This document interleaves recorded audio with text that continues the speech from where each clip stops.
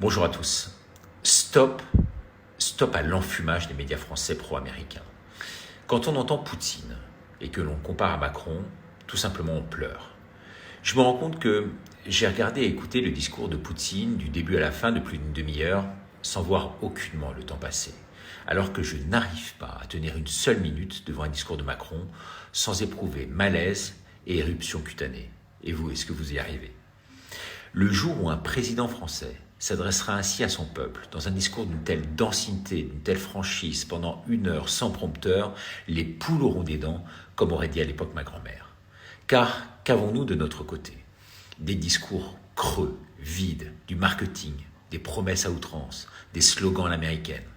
Alors on peut être d'accord ou non avec Poutine, il faut reconnaître que c'est un vrai chef d'État, qui connaît son pays, son histoire, sa culture, son passé bien sûr. Les Russes ont un dirigeant, alors qu'en Europe, à l'image de la France, on n'a tout simplement qu'une clique de technocrates et de géofinanciers.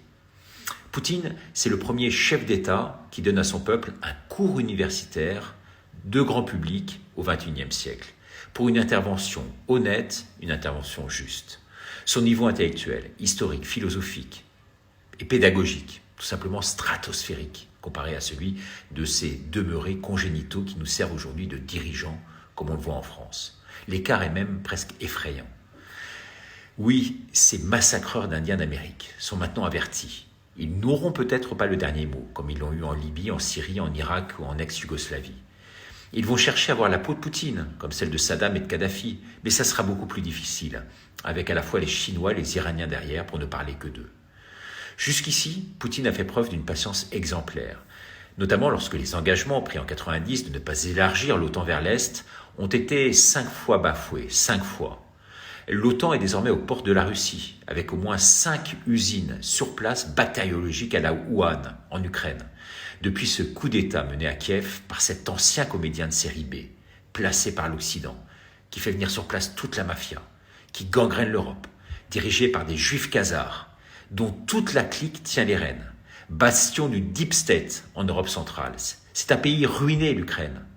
Il fallait vraiment un coup de balai. Et comme en Tchétchénie, Poutine l'a fait. Bien sûr, nous sommes contre la guerre, contre ces bombardements, ces scènes terribles qui nous émeuvent. Mais la préservation de la Russie contre le Deep State passe malheureusement par là. Ce n'est pas Poutine qui a mis le feu aux poudres, ce sont tout simplement les Occidentaux, avec l'OTAN derrière.